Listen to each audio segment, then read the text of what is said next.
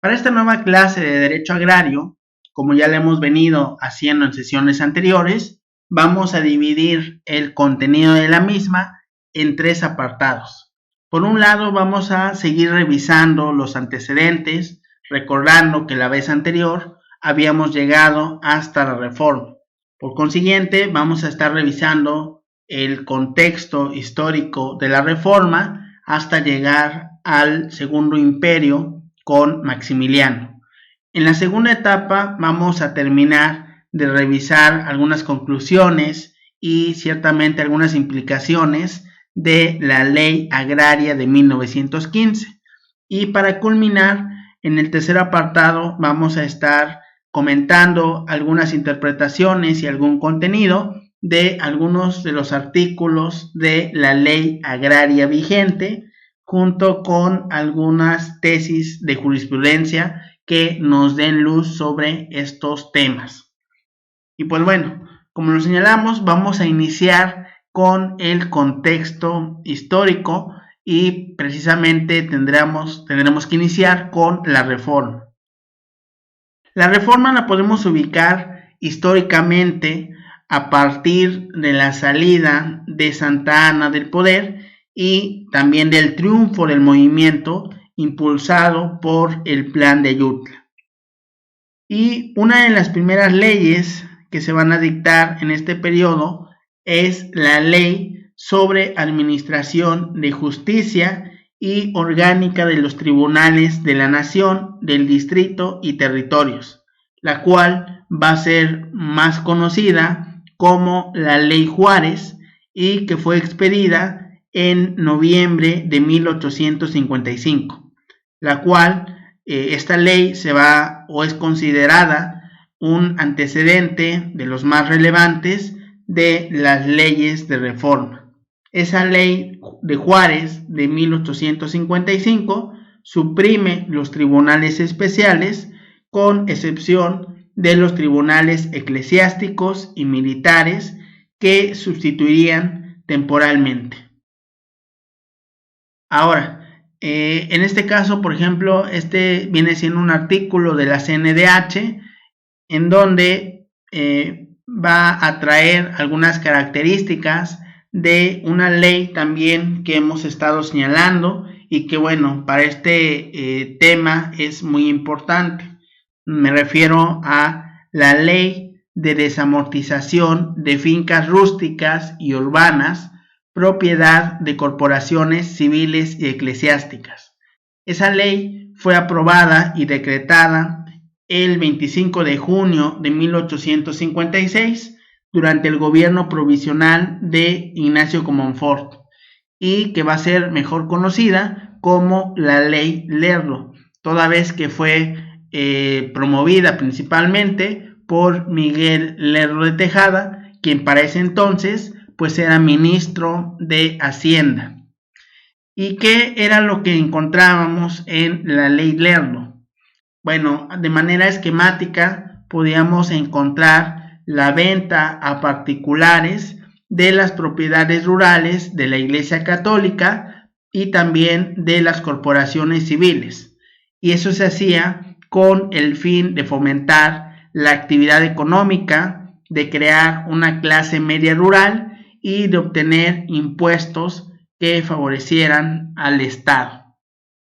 Esa ley también pasó a formar parte de las leyes de reforma, las cuales fueron expedidas en un lapso de tiempo de 1855 y también de 1861 por el bando liberal, que inició una reorganización del propio gobierno que estuvo marcado por la separación entre el Estado y la Iglesia Católica. Esta legislación liberal sobre desamortización tuvo una finalidad económica, la cual era incentivar la pequeña propiedad privada, lo que significaba que algunos podían adquirir a buen precio posesiones que la Iglesia había acumulado al paso de los siglos, esencialmente durante la época colonial. Pero por otro lado también tenía un objetivo de carácter sociopolítico, es decir, promovía la secularización de la sociedad. Ya desde ese entonces, el Estado mexicano asume una función de legislar sobre las cuestiones religiosas, en particular sobre el régimen patrimonial al cual deberían de someterse los bienes eclesiásticos nacionalizados. Y bueno, el pensamiento liberal que siguió fue en la necesidad de acotar el poder tanto económico como político de la Iglesia con el simple objetivo de consolidar el poder del Estado, es decir, ningún poder superior ni al interior ni al exterior. El principio fundante del ordenamiento jurídico mexicano fue la independencia estatal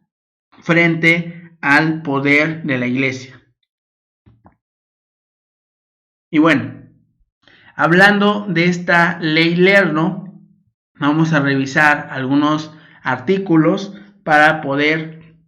ceñirnos al contenido de esa ley. Aquí podemos encontrar un considerando de esta ley en la cual pues podemos visualizar que tenemos el contenido siguiente. El excelentísimo señor presidente sustituto de la República ha servido dirigirme el decreto que sigue. Ignacio Comonfort, presidente sustituto, a los habitantes saber que considerando que uno de los mayores obstáculos para la prosperidad y engrandecimiento de la nación es la falta de movimiento o libre circulación de una gran parte de la propiedad raíz, base fundamental de la riqueza pública, y en uso de las facultades que me concede el plan proclamado en Ayutla y reformado en Acapulco, he tenido a bien decretar lo siguiente. Y bueno, esta ley Lerdo en su texto va a establecer, entre otros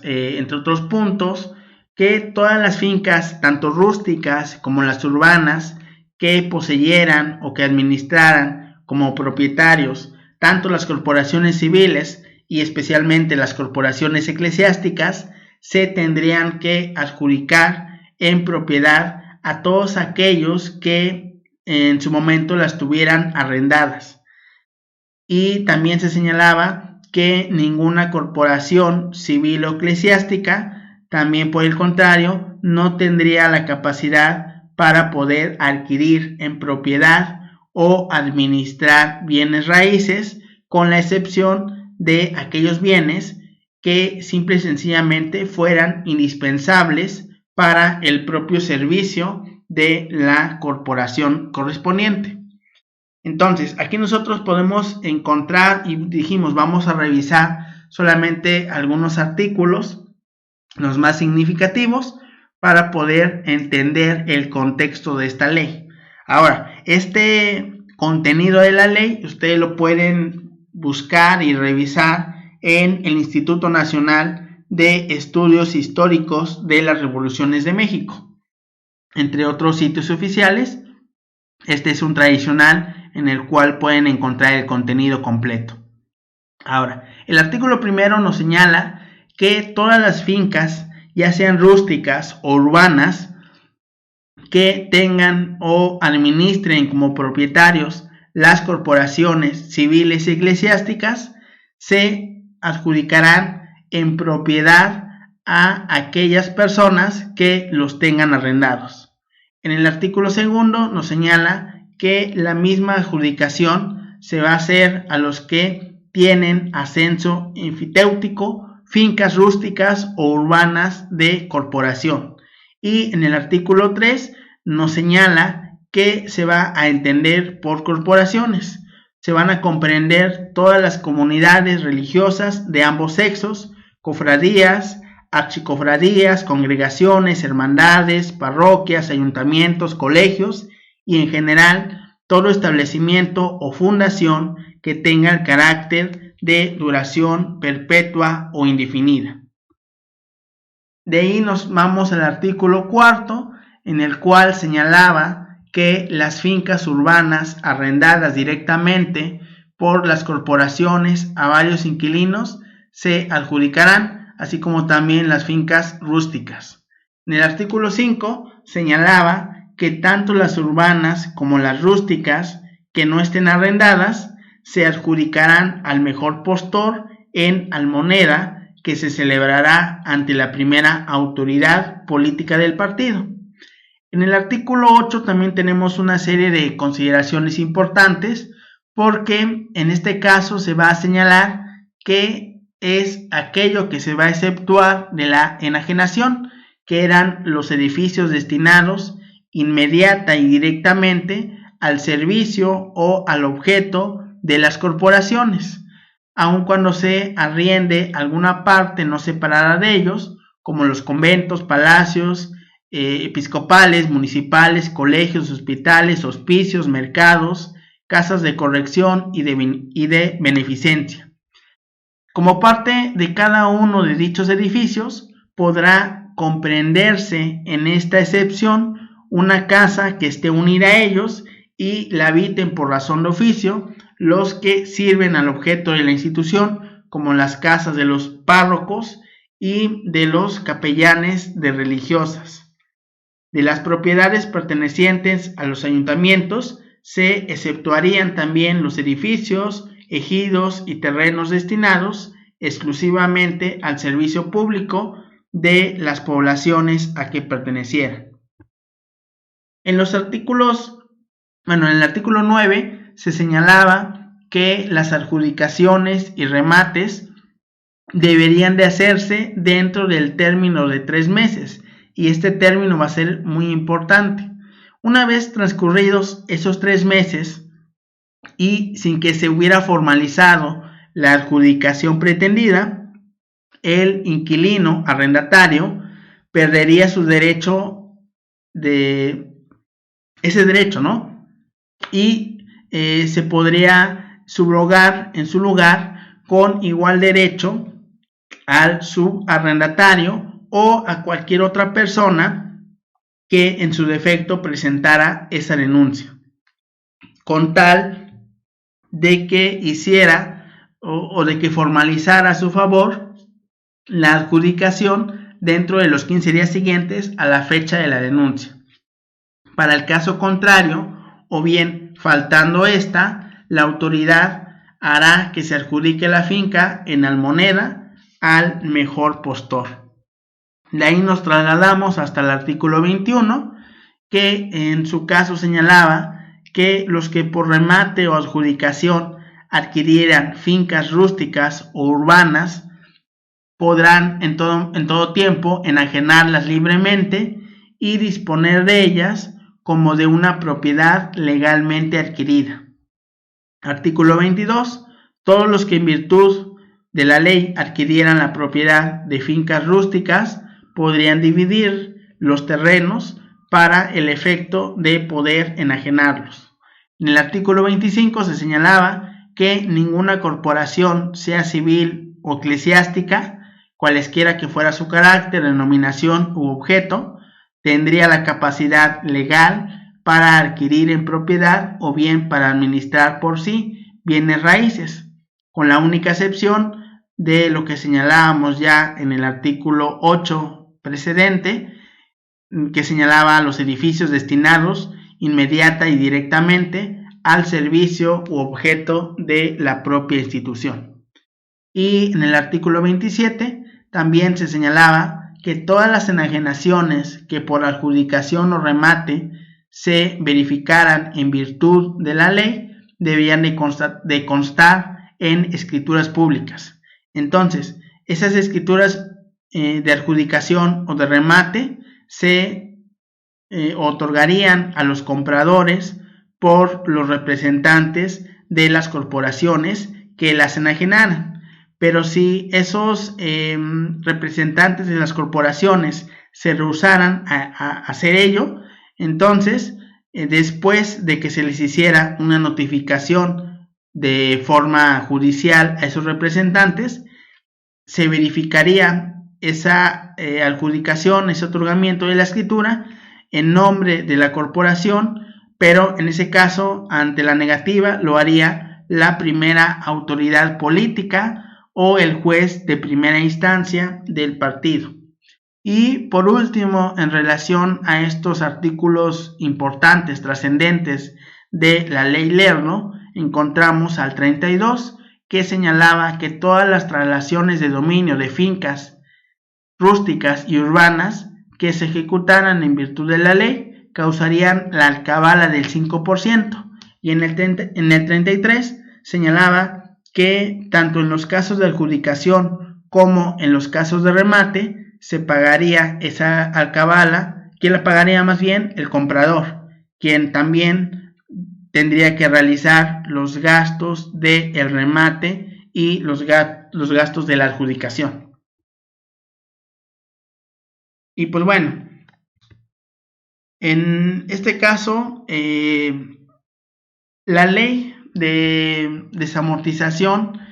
pues en un principio, o lo que buscaban, lo que deseaban, era beneficiar al mayor número de población. Y se podía entender que esa era su intención, poner en circulación las tierras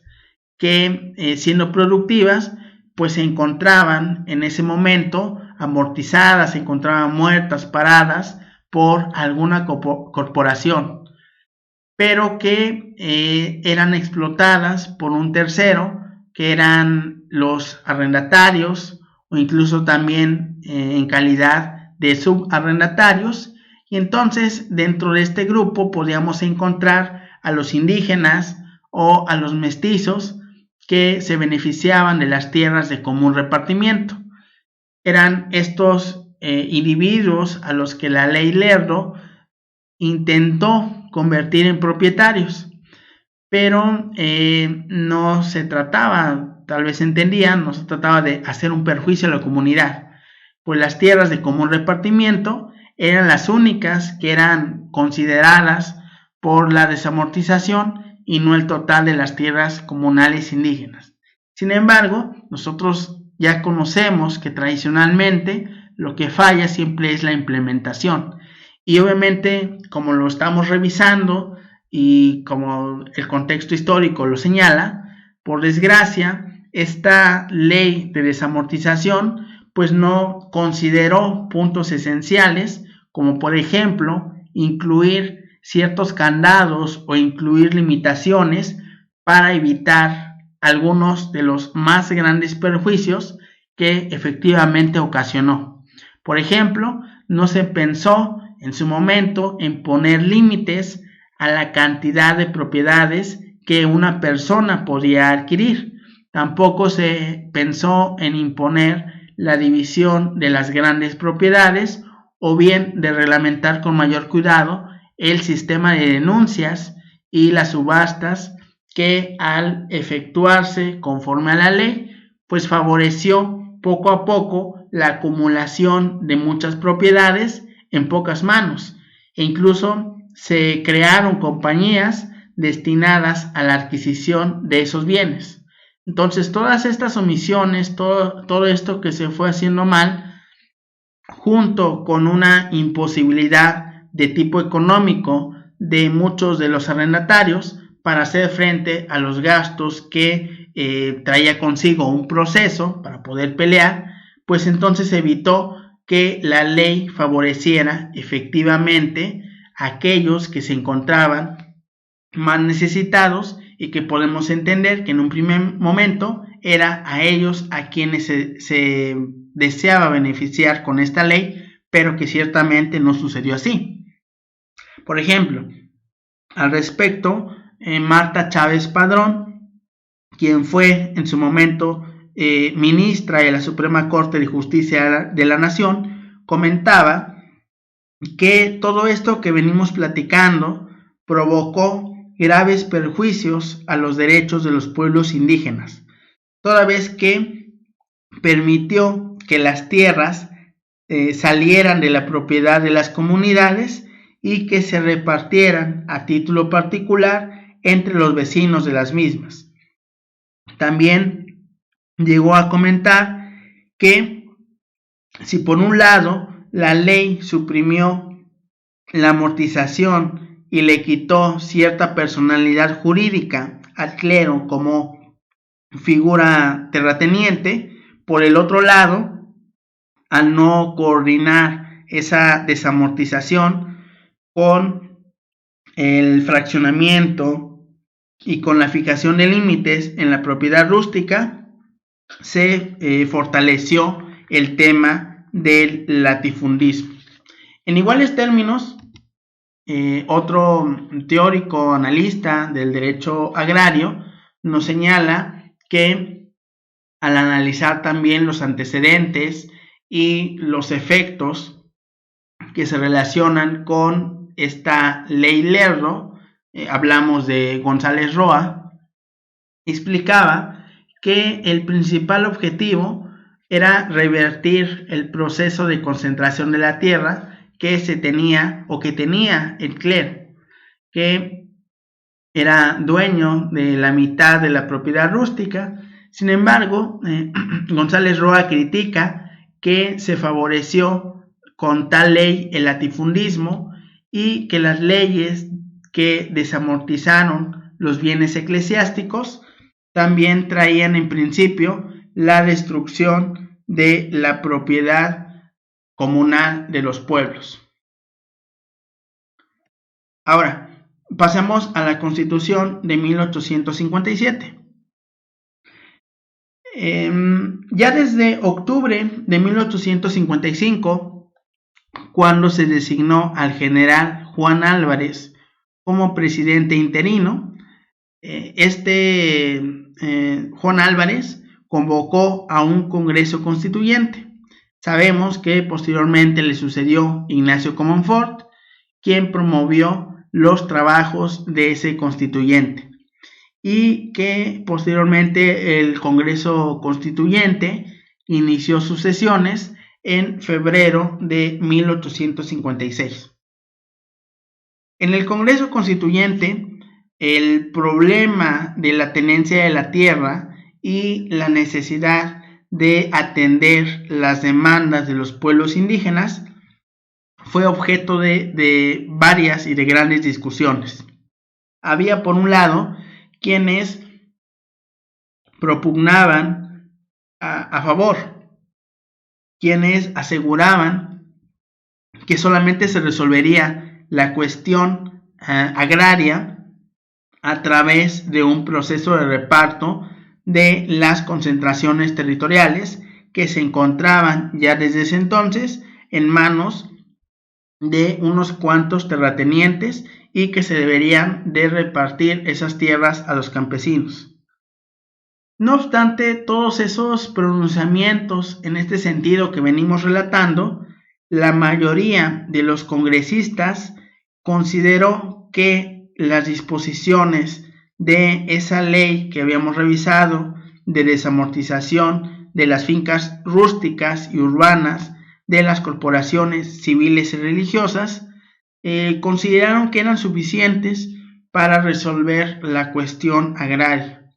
por lo cual al momento en el cual se aprueba o se está a la Constitución de 1857, se omitió incorporar el reparto de la tierra en el texto del artículo 27 de la Constitución del 57, con lo cual se refrendó la incapacidad legal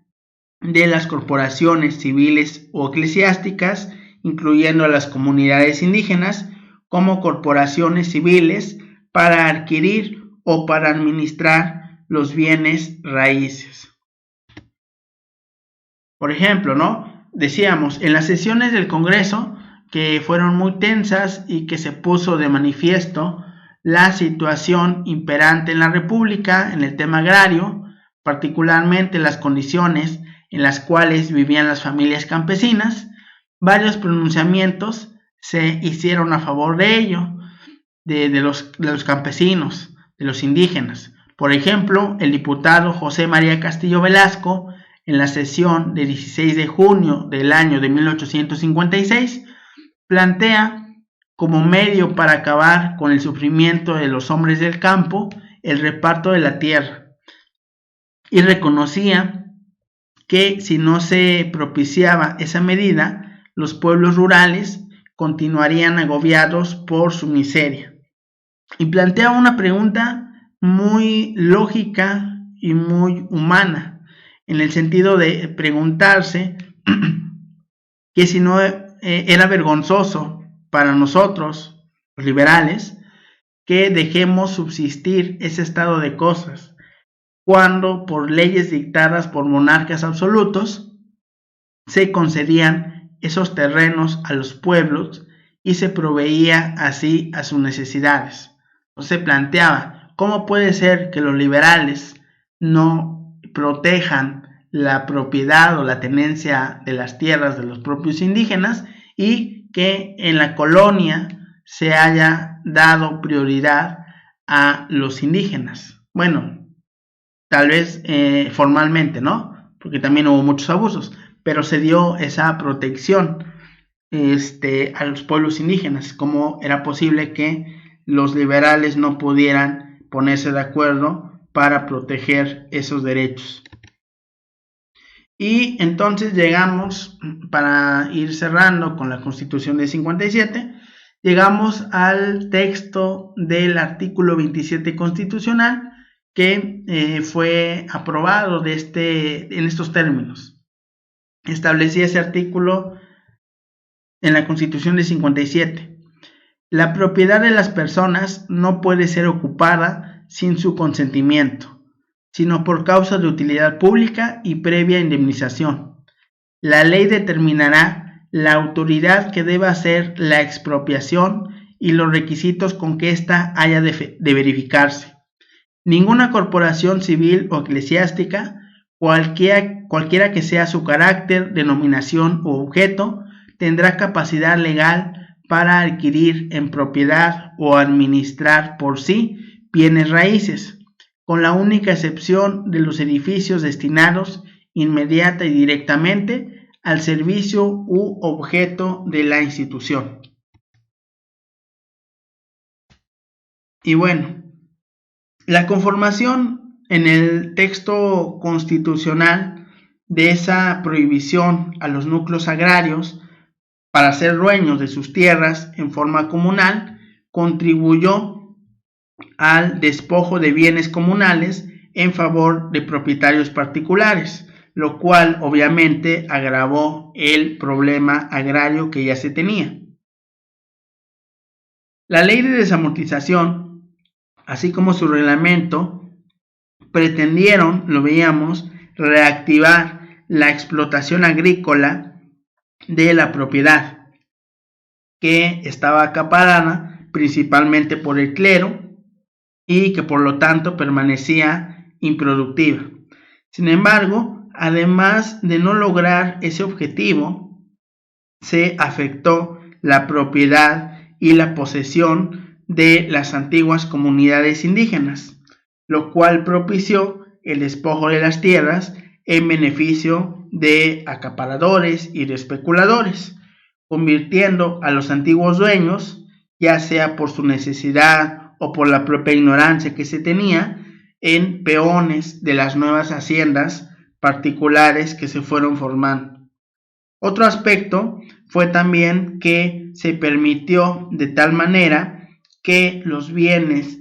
de manos muertas que se habían concentrado en el poder del clero se trasladaran casi intactos a terratenientes, poseedores de grandes capitales, quienes, por las mismas características que comentamos, las podían adquirir en subasta pública y que por esa razón y por algunas otras más se habían o se estaban convirtiendo en los nuevos latifundistas. Entonces, ni la ley Lerdo ni la Constitución de 57 fueron capaces de aliviar la situación de los campesinos, de los jornaleros, endeudados por tiempo indefinido y despojados, y de los despojos también cometidos en los terrenos comunes de los pueblos.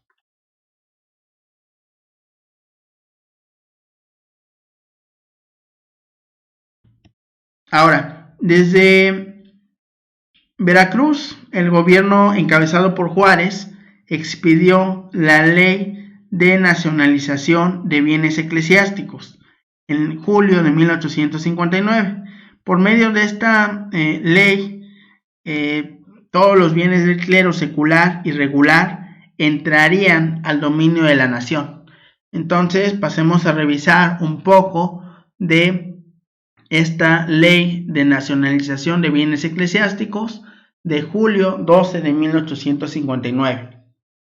Podemos nosotros revisar en este en este apartado de considerandos que señala Secretaría de Justicia, Negocios Eclesiásticos e Instrucción Pública. El excelentísimo señor presidente interino, ciudadano Benito Juárez, presidente interino constitucional, a todos sus habitantes saber que con acuerdo unánime del Consejo, considerando que el motivo principal de la actual guerra promovida y sostenida por el clero es conseguir el sustraerse de la dependencia a la autoridad civil, que cuando ésta ha querido, favoreciendo al mismo clero, mejorar sus rentas, el clero, por solo desconocer la autoridad que en ello tenía el soberano, ha rehusado aún el propio beneficio, que cuando quiso el soberano, poniendo en vigor los mandatos mismos del clero sobre obvenciones parroquiales, quitara la odiosidad que le ocasionaba el modo de recaudar parte de sus emolumentos, el clero prefirió aparentar que se dejaría padecer antes que sujetarse a ninguna ley, que como la resolución mostrada sobre esto por el metropolitano prueba que el clero puede mantenerse en México, como en otros países, sin que la ley civil arregle sus cobros y convenios con los fieles, que dilapidando el clero los caudales que los fieles les habían confiado para objetos piadosos, los invierte en la destrucción general, sosteniendo y ensangrentando cada día más la lucha fratricida que promovió en desconocimiento de la autoridad legítima y negando que la república pueda constituirse como mejor crea a ella le convenga, que habiendo sido inútiles hasta ahora los esfuerzos de toda especie por terminar una guerra que va arruinando la república, el dejar por más tiempo en manos de sus jurados enemigos los recursos de que tan gravemente abusan, sería volverse su cómplice, y que es imprescindible deber poner en ejecución todas las medidas que salven la situación, y la sociedad ha tenido a bien decretar lo siguiente. Y señalemos algunos elementos importantes de esta ley de nacionalización. Artículo primero. Entran al dominio de la nación todos los bienes que el clero secular y regular ha estado administrando con diversos títulos, sea cual fuere la clase de predios, derechos y acciones en que consistan, el nombre y aplicación que hayan tenido. Artículo segundo. Una ley especial determinará la manera y la forma de hacer ingresar al tesoro de la nación todos los bienes. Artículo tercero. Habrá perfecta independencia entre los negocios del Estado y los negocios puramente eclesiásticos. De ahí saltamos al artículo 22, que establecía que era nula toda enajenación que se hiciera de los bienes, y ya sea que se verificase por algún individuo del clero o por cualquier persona que no haya recibido la autorización. El comprador, fuere extranjero o nacional, quedaba obligado a reingresar la cosa comprada o su valor, además de una multa de 5% sobre el valor de la transacción, y el escribano, el notario, que autorizara el contrato, sería depuesto e inhabilitado perpetuamente en su ejercicio público, y los testigos, ya fueran de asistencia o instrumentales, podrían sufrir una pena que iría de 1 a 4 años de prisión. También se promulgó posteriormente el reglamento a la ley de nacionalización de los bienes eclesiásticos para regular el procedimiento y designar a las autoridades para la administración de los bienes nacionalizados del clero. Este reglamento para el cumplimiento de la ley de nacionalización de 13 de julio de 1859. Secretaría de Hacienda y Crédito Público, excelentísimo señor, presidente interino constitucional, Benito Juárez, a los habitantes saber que con objeto de que la enajenación de los bienes de que habla la ley de 12 contribuya eficazmente a la subdivisión de la propiedad territorial y sea en beneficio general de la nación, que es el gran fin de la reforma que ella envuelve, he tenido a bien decretar con acuerdo unánime del gabinete lo siguiente. Artículo primero. La ocupación de los bienes que por la citada ley entran al dominio de la nación se hará en el Distrito Federal por una oficina especial que al efecto establecerá el gobierno, y en los estados por las jefaturas superiores de Hacienda, auxiliadas por las administraciones principales y colecturías de rentas en sus respectivos distritos.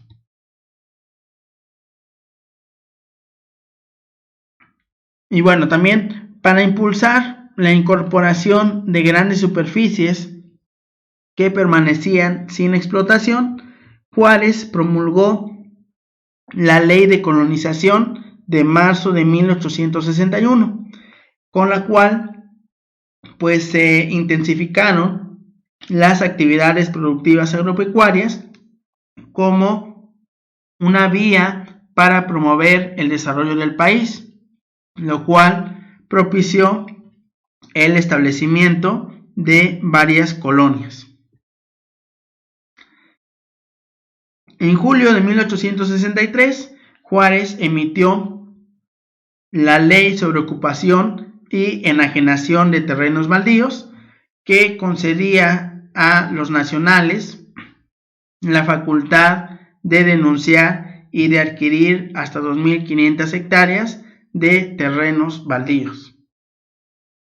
Es decir, no obstante, en 1863, ya Juárez, como titular del Ejecutivo Federal, decreta esta ley sobre ocupación y enajenación de terrenos baldíos, que era un ordenamiento que a la postre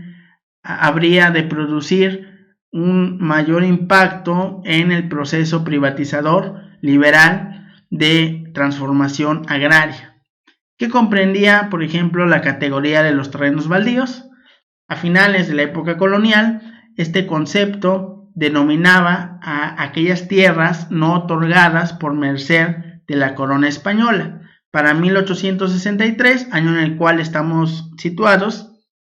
se declararon por baldíos los terrenos que no hubieran sido destinados a un uso público por la autoridad ni cedidos a título oneroso o gratuito. Derivado de ello, todo habitante de la República tenía el derecho de denunciar ante un juez de primera instancia hasta 2.500 hectáreas y nadie podía oponerse a la orden que pretendiera medir, deslindar o realizar algún acto para averiguar la verdad o legalidad de un denuncio en terrenos que no fueran baldíos. A su vez, quienes fueran ya usufructuarios gozarían de rebajas para el tema de su adquisición, y a quienes se le adjudicaran en posesión obtendrían la propiedad por prescripción. Entonces, igual revisar algunos aspectos relevantes, artículos relevantes de esta ley sobre ocupación y enajenación de terrenos baldíos. Por ejemplo, el artículo primero. Aquí vamos a encontrar o se van a señalar que son baldíos para los efectos de la ley todos los terrenos de la República que no hayan sido destinados a un uso público por la autoridad facultada ni cedidos por la misma a título oneroso o lucrativo a individuo o corporación autorizada para adquirirlos. En el artículo 2 se señalaba que todo habitante de la República tenía el derecho a denunciar, señalábamos, hasta 2.500 hectáreas de terreno baldío, con excepción de los naturales de las naciones limítrofes de la República. En el artículo 3 se señalaba: el Supremo Gobierno General publicará cada 2 años la tarifa de precios de terrenos baldíos en cada estado, distrito y territorio. Posteriormente también tenemos algo importante en estos artículos. En el artículo 14 se establecía que el denuncio de baldíos se haría ante el juez de primera instancia que conociera de asuntos federales en el distrito judicial en que el baldío estuviera situado. Parte de esto ya lo habíamos comentado en el primer video de estas sesiones. En el artículo 15 se señalaba que una vez presentado un denuncio, se procedería al apeo y al levantamiento del mapa, ya sea por un perito o práctico en su defecto que el juez nombrara. En el artículo 16 se señalaba que una vez hecho el apeo y levantado el mapa, se inquiriría en la oficina a cuyo cargo estén los baldíos si la hacienda pública está en posesión del denunciado. Si lo estuviere o no hubiera opositor, entonces se decretaría sin más trámite la adjudicación en propiedad al propio denunciante. Más si hubiera algún opositor, se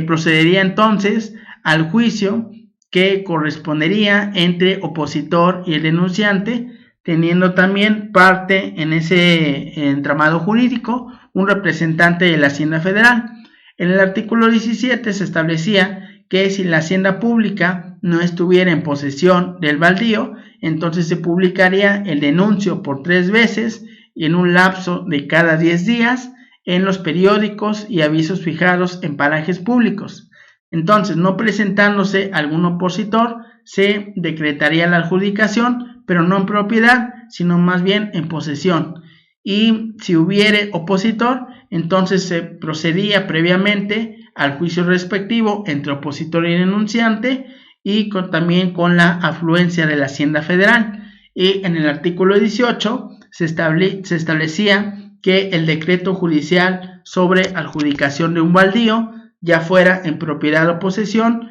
no podía cumplirse sin que fuera aprobado antes por el Ministerio de Fomento, a donde al efecto se remitiría testimonio del expediente con copia del mapa por conducto del gobernador del estado, quien lo acompañará con el informe que tenga por conveniente.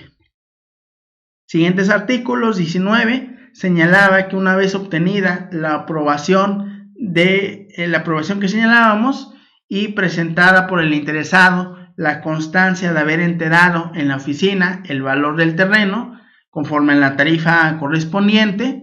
entonces el juez le haría la entrega del terreno y del título, propiedad o posesión. La adjudicación, artículo 20, en posesión daba también la propiedad contra la hacienda pública y contra los opositores al denuncio que hubieran litigado y sido vencidos. Más respecto de terceros, la propiedad en esta clase de adjudicaciones solo se ganaría por prescripción o otro título legal. En el artículo 21 señalaba que toda suspensión en los trámites de ese denuncio, pero que proviniera de o que fuera imputable al denunciante, ya fuera por no ministrar los expedientes o por ausentarse sin dejar algún apoderado, simplemente en no promover las diligencias correspondientes o en cualquier otra circunstancia, daba derecho al opositor a pedir que se le fijara un término que no excedería de 6 días para que continuara con esos trámites, y no verificándolo, entonces se decretara que el denuncio se tuviera por no hecho y el denunciante moroso no podría volver a denunciar el mismo baldío. A falta de pedimento del opositor, el juez fijaría de oficio ese término. Artículo 22. Los gastos, ya sea de medida, de deslinde, de posesión y cualquier otro que se necesitara y que se causaran serían a cuenta del denunciante, obviamente, y sin perjuicio de que se le indemnizara cuando hubiera alguna oposición a que fuera condenado a costas. Artículo 23. La adjudicación de los baldíos era libre de alcabala. Y eso es lo que podemos señalar en esta ley de 1863. Ya casi para terminar este aspecto de la historia, señalábamos que íbamos a llegar hasta la intervención francesa. En este momento de la intervención, Maximiliano lo que hace o lo que pretendió era responder a los reclamos de los grupos indígenas, para lo cual expidió, entre otras, esta ley que vamos a señalar brevemente, la ley sobre terrenos de comunidad y de repartimiento, de junio de 1866. En esta se concedía en propiedad de manera individual a los naturales y vecinos de los pueblos las tierras de comunidad y repartimiento mediante su fraccionamiento. Otra ley también era la Ley Agraria del Imperio de septiembre de 1866, que concedía fundo legal y ejido a los pueblos que carecieran de él, concediendo fundo legal a los pueblos de más de 400 habitantes y dotaba de ejido a los que tuvieran más de 2,000 pobladores. Con estas leyes, además, también se pretendió anular los títulos que habían derivado de la ley Lerdo y también reivindicar a los antiguos propietarios mediante la expedición de nuevos títulos. Ahora, vamos a revisar algunos aspectos también muy sintéticamente de esta ley sobre terrenos de comunidad y repartimiento. Decimos que es expedida por Maximiliano. En el artículo primero hay una cuestión muy interesante. Señala que el emperador cede en plena propiedad, que va a ceder los terrenos de comunidad y de repartimiento a los naturales y vecinos de los pueblos a que pertenecen. Artículo segundo. Los terrenos de repartimiento se adjudicarán en absoluta propiedad a sus actuales poseedores, sin perjuicio del derecho anterior de propiedad adquirido por otro. Artículo tercero. Las tierras de comunidad se dividirán en fracciones y se adjudicarán en propiedad a los vecinos de los pueblos a que pertenezcan y tengan derecho a ellos, prefiriéndose a los pobres que a los ricos, a los casados que a los solteros y a los que tienen familia de los que no la tienen. Disposiciones generales. En el artículo 13 señalaba que los dueños de terrenos de comunidad y de repartimiento pagarían por única contribución municipal el 1% anual sobre el valor, y ese producto, ese impuesto, se invertiría exclusivamente en el establecimiento o el fomento de las escuelas de primeras letras de los pueblos a que pertenezcan los terrenos o en objetos de utilidad común a esos vecinos. Artículo 14. Los que adquirían terrenos en virtud de la ley solo podrían venderlos o arrendarlos a individuos que no tuvieran otra propiedad territorial, y las enajenaciones que se hicieran a la postre se celebrarían con arreglo al derecho común ante el notario o juez de primera instancia. Y finalmente señalaban los artículos 17 que los títulos expedidos en virtud de la ley de 25 de junio de 1856, la ley Lerdo, se recogerán a los interesados y se les expedirán otros nuevos con arreglos a esta ley, los cuales, los que hubiesen redimido el precio de los terrenos no tendrán derecho a devolución alguna. Y en el artículo 18 se señalaba que los individuos en cuyo perjuicio se hubiera violado algún derecho adquirido por su parte antes de la publicación de la ley de 25 de junio del 56, el de preferencia a la adjudicación establecido en esta ley en el artículo 3º, o las prescripciones de la circular del 9 de octubre del mismo año podrán entablar sus respectivas reclamaciones dentro de 6 meses ante la Junta de que se establecía también en esta ley. Por último, una vez restaurada ya la República, para agosto de 1867, Juárez expidió la ley para la revalidación de actuaciones y sentencias dictadas por los tribunales del imperio, lo cual declaró la nulidad de algunos instrumentos públicos y privados expedidos durante esta etapa de la intervención con base a esta ley, y otorgó facultades a los jueces designados por el gobierno para esos fines, cuyos procedimientos se ajustarían entonces a las leyes vigentes que ya se fueran estableciendo. Y es importante revisar estos aspectos de la ley de Maximiliano sobre terrenos de comunidad y de repartimiento, porque si nosotros notamos, a lo mejor mínimamente en la forma, esta ley va a proteger mucho más que las leyes liberales. Es como un poco reflexionar cómo es posible que en la colonia y un emperador Maximiliano sean más protectores respecto de los indígenas, se los comenta aún así de manera formal, que los propios liberales, solamente para tener el dato ahí, ¿no? Y vamos a pasar entonces a la segunda parte de la exposición, que tiene que ver con algunos comentarios para cerrar con la ley del 6 de enero de 1915. ¿Qué implicaciones sociales, económicas y políticas podríamos derivar a grandes rasgos? Ya solamente para concluir el tema de la ley, que decíamos que era importante por su influencia en el artículo 27 de la Constitución de 17, y ya para la siguiente sesión estar revisando lo que sería la revisión del artículo 27 de la Constitución de 1917, que ahí también nos vamos a llevar pues un buen tiempo. Esta ley,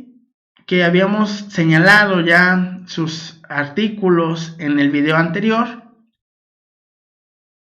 pues es importante porque transformó de cierta manera el panorama de México, porque gracias a ella fue posible institucionalizar todas aquellas demandas agrarias que habían emergido en la insurrección campesina,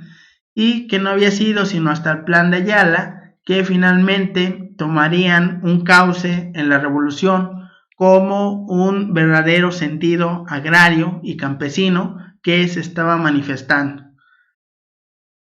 y que bueno, los grandes hacendados se enriquecían con tierras que fueron de sus antepasados. Era un panorama general que habíamos comentado.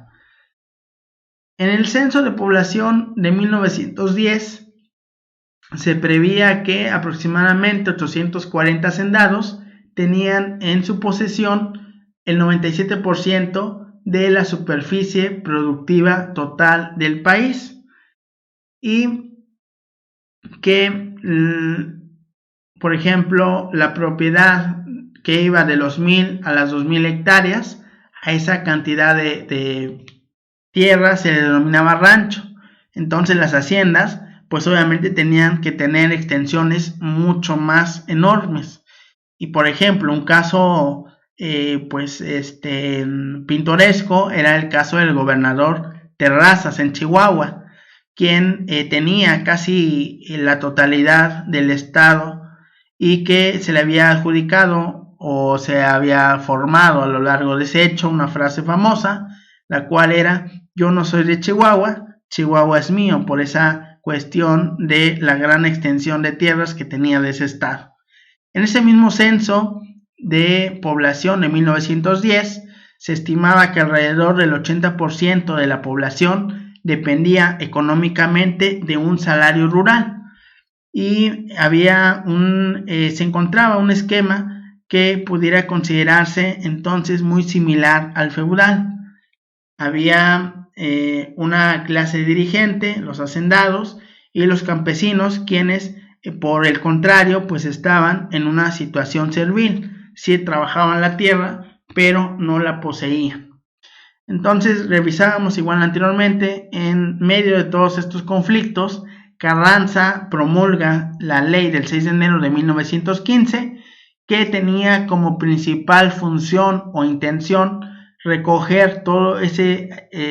aspecto agrario y profundamente social emanado de la revolución, y entonces traza una especie de plan para desconocer las expropiaciones hechas por la ley Lerdo de 1856 y regresar a los pueblos originales las tierras que les habían pertenecido, y además que si existieran pueblos que no tuvieran tierras inicialmente, también habría que considerar el establecimiento de acciones de dotación de tierras y aguas, y estipulando también cláusulas para que esas tierras pertenecieran siempre a las familias de esos pueblos y que no se les fuera nuevamente a ser arrebatadas, principalmente por extranjeros. Y pues también se hicieron solamente señalar pocas dotaciones de tierras durante los primeros años de la expedición de la ley. No fue sino hasta que en el gobierno de Lázaro Cárdenas hubo una maximización de esos repartos, en los cuales en esa época se pone verdaderamente en práctica los ideales plasmados en esta ley de 1915. Para entonces ya parte de la Constitución de 17 en su contenido del artículo 27. Y cerraríamos con la siguiente conclusión. Esta ley agraria que habíamos venido señalando de 6 de enero de 1915 fue un primer paso, fue un parteaguas para México en el sentido de dar una solución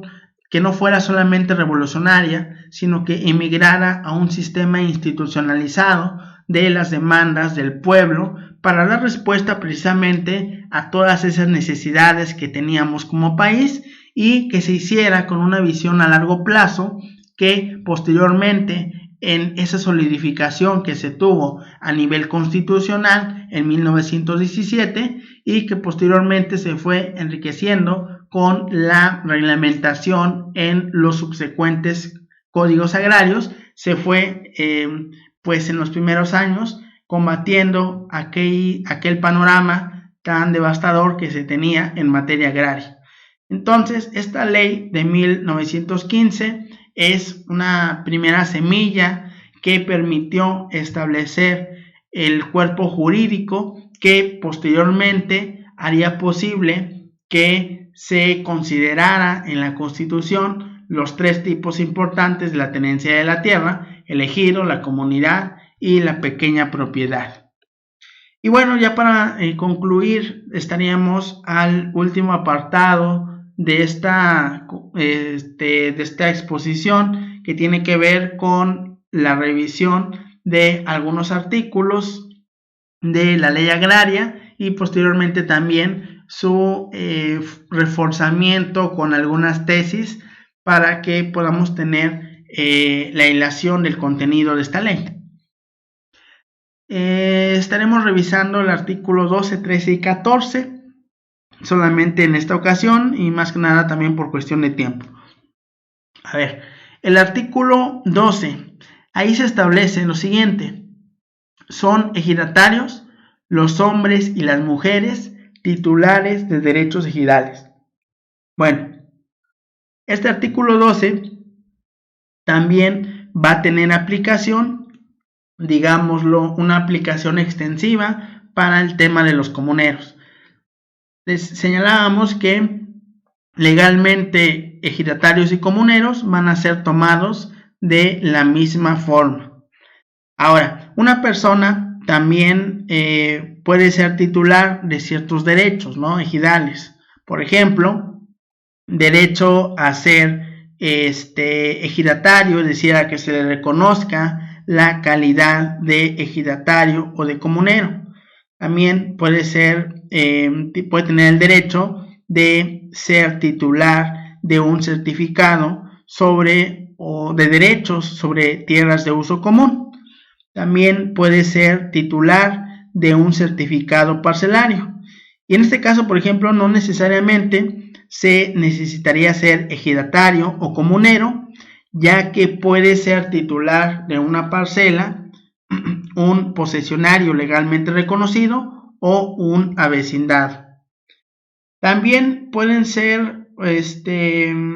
ejidatarios o pueden ser considerados ejidatarios los menores que sean sucesores. Más adelante en la siguiente sesión vamos a estar viendo el tema de la sucesión en materia agraria. Entonces los menores sucesores o incluso los incapaces pueden ser titulares de derechos agrarios, y para el caso, por el tema de la incapacidad, van a ejercer ese derecho por medio de su tutor o de su representante legal.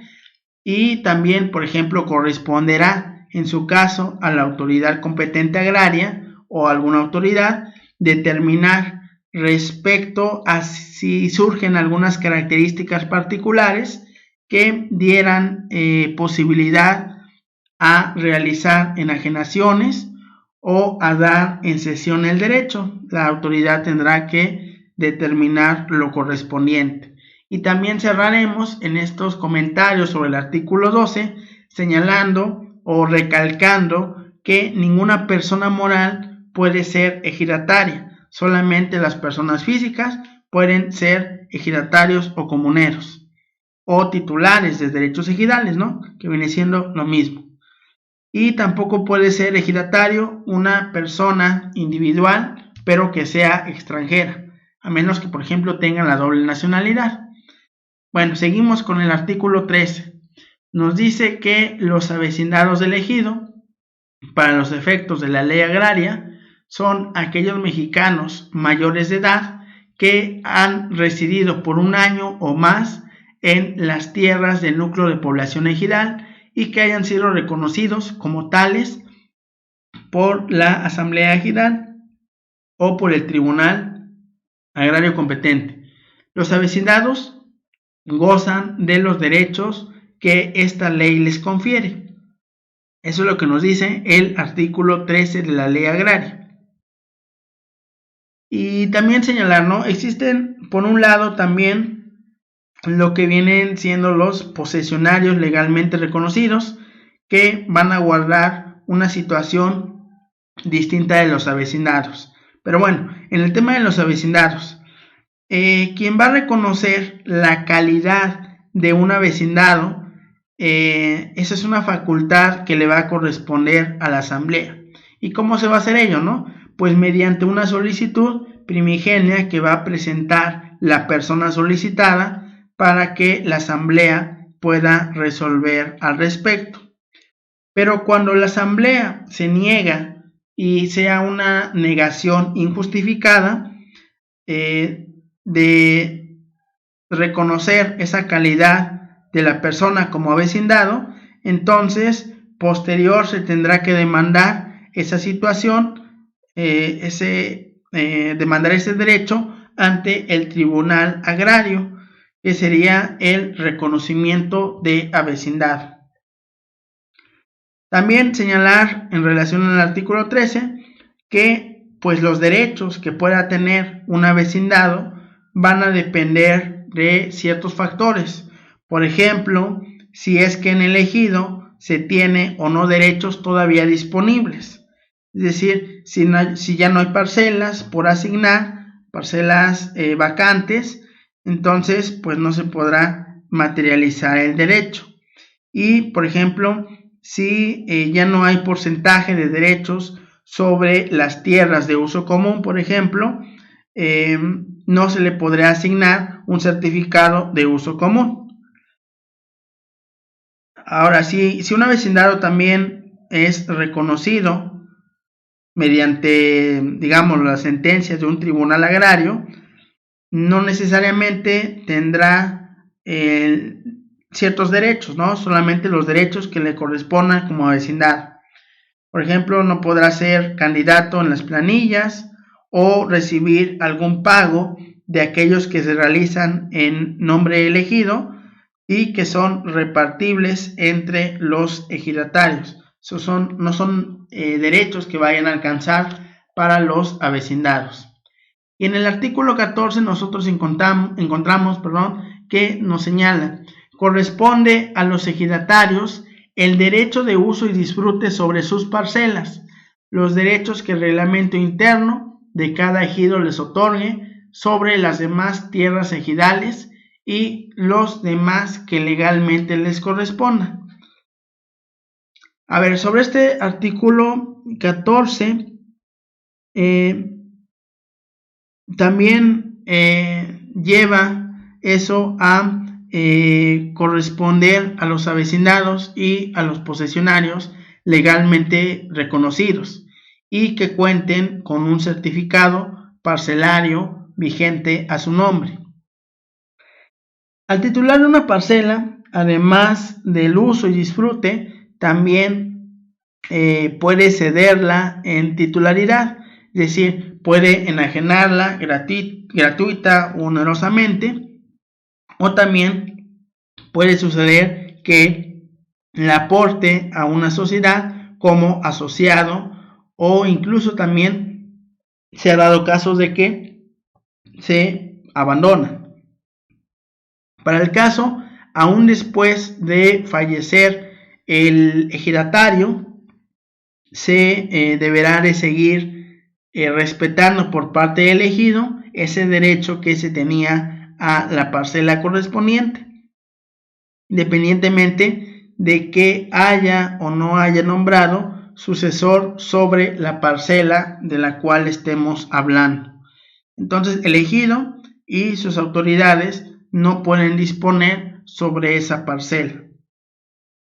¿Sobre qué otras tierras ejidales se puede tener derecho? Sobre tierras de uso común, también se puede tener derecho a un solar, a un lote y a los beneficios que se deriven del propio aprovechamiento de las tierras ejidales. Por ejemplo, recibir pagos de dinero por contratos celebrados o por expropiaciones que en su caso se llegan a dar en las tierras del ejido.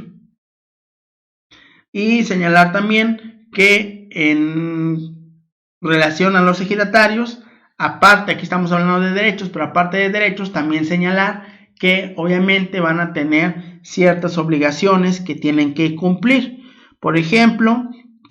los ejidatarios tienen que realizar, dependiendo de lo que disponga su reglamento interior, realizar trabajos para mantener en condiciones aprovechables las tierras de uso común. También se establecen en ocasiones pagar ciertas cuotas que están establecidas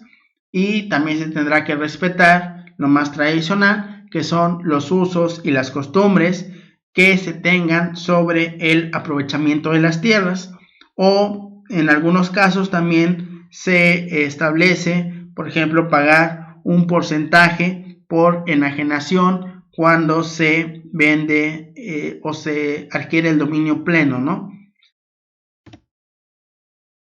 Y pues cerraríamos con algunas jurisprudencias y tesis aisladas que nos den un poquito más de contexto sobre estos artículos de la ley. A ver, iniciemos con esta, que es una tesis de jurisprudencia, es de la segunda sala y tiene por número de registro digital 23879. El rubro es prescripción positiva en materia agraria. No tiene como consecuencia directa el reconocimiento de la calidad de ejidatario del poseedor. Nos dice que de acuerdo con los artículos de la ley agraria, del reglamento de la ley agraria en materia de certificación de derechos ejidales y titulación de solares, y del reglamento interior del Registro Agrario Nacional, La prescripción positiva, en tratándose obviamente de la materia agraria, no tiene como consecuencia de manera directa el reconocimiento de la calidad de ejidatario en tratándose del poseedor,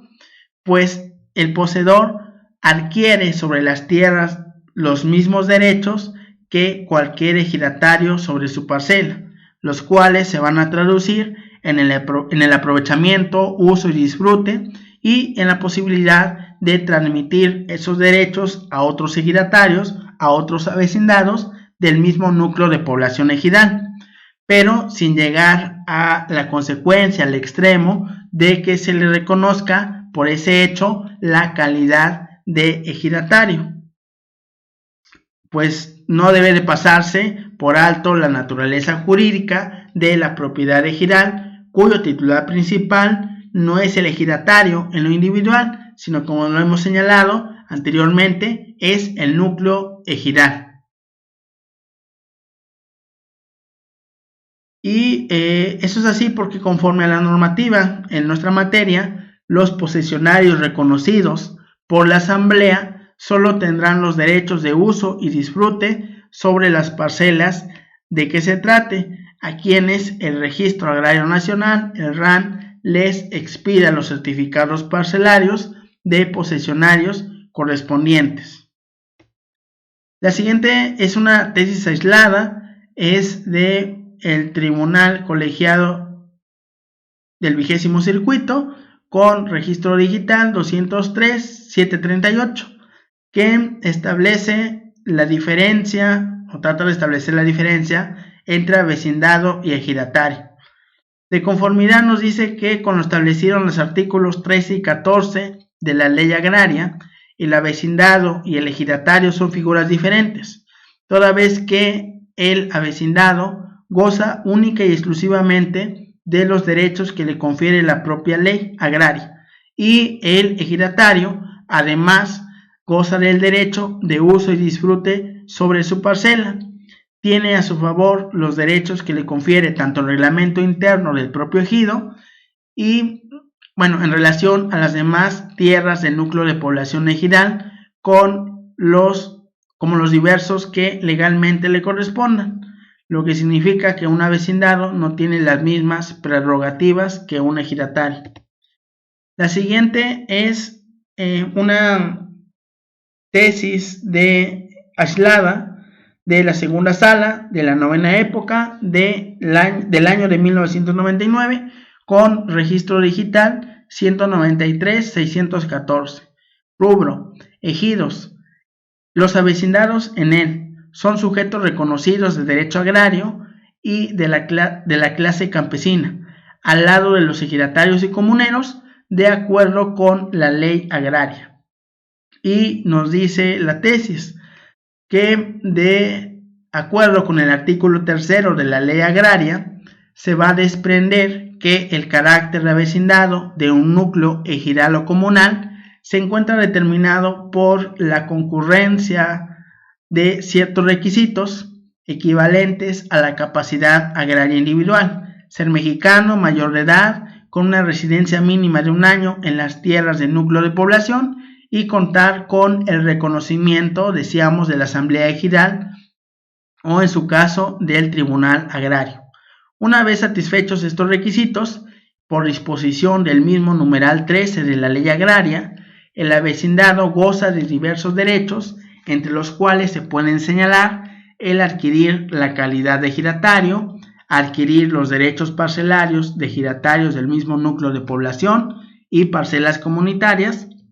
el de ser preferido para comprar derechos agrarios provenientes de un titular fallecido y que no tenga sucesores, o para recibir tierras de uso común del núcleo de población. Además, gozar del derecho del tanto respecto de la primera enajenación de parcelas sobre las cuales se hubiere adoptado el dominio pleno, y ser sujeto de derechos y obligaciones conforme al reglamento interno elegido. Con relación a la defensa de sus intereses, goza también del derecho de que los tribunales agrarios conozcan y resuelvan las controversias que se lleguen a suscitar con otros avecindados o con otros ejidatarios, con otros comuneros o con otros posesionarios, y de las omisiones de la Procuraduría Agraria que le llegaren a causar perjuicio, para tal caso ejerciendo la acción agraria genérica. Así también tiene el derecho de ser asistido y defendido por la Procuraduría Agraria. Entonces, todo esto significa que la propia ley agraria propicia la existencia de los avecindados, tanto que por una parte establece que los aspirantes a recibir la calidad de avecindados tienen el derecho de adquirir un solar de los excedentes en la zona de urbanización del poblado, y por otra, en el artículo 13 se engendra la acción de reconocimiento del carácter de vecindado ante el Tribunal Agrario. En este orden de ideas también resultaría inconcuso que los avecindados son aspirantes a ejidatarios o comuneros, pues satisfechos los requisitos que les dan el carácter propiamente de avecindados, que son equivalentes a los de capacidad agraria individual, tienen un derecho preferente para convertirse en tales, de surtirse alguno de los supuestos establecidos en la ley para ese aspecto. Entonces, eso demuestra que la ley agraria no solo reconoce la existencia de los avecindados, sino que va más allá, va a reglamentar su condición sujetándola al reconocimiento de la Asamblea Ejidal o del Tribunal Agrario competente, además de otorgarle un lugar dentro del núcleo de población y la correspondiente protección mediante la precisión de derechos y obligaciones acordes con el sistema agrario, lo cual lo convierte en sujeto reconocido de derecho agrario y de la clase campesina al lado de los ejidatarios y de los comuneros. Una tesis más es esta de tipo jurisprudencial de la segunda sala con registro digital 188-677.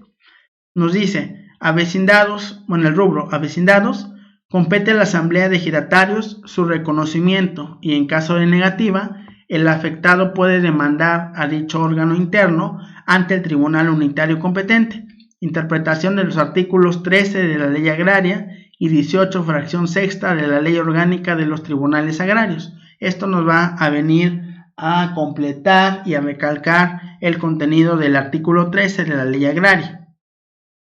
Establece que si tomamos en cuenta que los avecindados pueden ser aspirantes a ejidatarios y que tienen derecho a ser reconocidos como tales, quienes satisfagan los requisitos de ser mexicanos, mayores de edad, residencia mínima de 1 año y demostrar que han trabajado en esas tierras y por tanto que la atribución encomendada a los órganos jurisdiccionales en tanto la materia agraria debe de ser compatible con la naturaleza del ejido y de las funciones atribuidas a los órganos internos, es procedente la conclusión de que la solicitud de reconocimiento de vecindado que establecíamos en el artículo 13 de la Ley Agraria debe de presentarse y ventilarse en primer inicio, en el principio, ante la Asamblea de Ejidatarios, quien es la Asamblea General, el máximo órgano interno del ejido y que tiene facultades para determinar el destino de las tierras que no estén formalmente parceladas y entonces efectuar y reconocer el parcelamiento económico o de hecho, regularizar la tenencia de los posesionarios o de quienes carezcan de los certificados correspondientes. Y solo en caso de que haya una resolución desfavorable, es entonces que el interesado podrá hacer valer sus derechos en la vía jurisdiccional ante un tribunal unitario agrario, de conformidad con el artículo 18 que se señala acá. Y entonces tendría facultades para conocer de las controversias en materia agraria entre ejidatarios, comuneros, posesionarios, avecindados, entre sí, así como también las que se lleguen a suscitar entre estos y los órganos del núcleo de población, de tal manera que solo en el caso de que la asamblea niegue el derecho a un interesado, es entonces que va a tener la acción para demandar a dicho órgano ante el tribunal agrario, de lo que válidamente le daría la razón. Y vayamos a la última de las tesis. En este caso es una tesis de jurisprudencia, pero ojo, en este caso es de un pleno de circuito. Sería una jurisprudencia del pleno en materia administrativa del 16º circuito, que recordando por la reforma suscitada en este año al Poder Judicial, ya no serían plenos de circuito, sino serían plenos regionales. Es número de registro 201-9472 y que se establece de rubro servidumbre voluntaria a favor de Petróleos Mexicanos en su modalidad de gasoducto y o poliducto. El ejidatario en lo individual carece de legitimación activa en la causa para demandar su nulidad o el pago de la indemnización correspondiente, si la asignación de derechos agrarios se realizó con posterioridad a la constitución de aquella. Establece que dentro de un juicio agrario, los ejidatarios, como poseedores y titulares de parcelas que sean afectadas por una servidumbre voluntaria en su modalidad de gasoducto o poliducto, se encuentran legitimados para demandar la nulidad del contrato que la haya constituido. Entonces, se tendrá derecho al pago de una indemnización que será procedente, siempre que en los términos de la legislación agraria se acredite la asignación previa, énfasis en previa, del derecho individual afectado por el área de influencia de los ductos, ya que en caso contrario no puede circunscribir válidamente esos derechos ejidales a una parte de las tierras de exclusiva propiedad del núcleo de población respectivo. Por lo tanto, tampoco tendría que reclamar el pago indemnizatorio, porque en ese supuesto se trata del titular de una cuota ideal pro indivisa e indeterminada. Lógicamente, si la constitución de la carga en cuestión tiene verificativo con antelación a la asignación de los derechos agrarios, la parcela posterior debe entenderse realizada con la afectación relativa, lo cual no da lugar a reclamar de nueva cuenta un pago de la indemnización conducente si en su momento ya ha sido cubierta, pero a favor del núcleo de población como propietario de las tierras ejidales de uso común, siendo que de estimarse el supuesto contrario,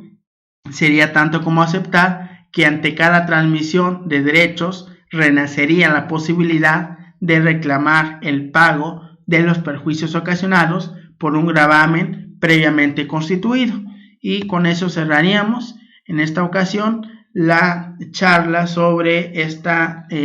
siguiente continuación de nuestra materia de derecho agrario.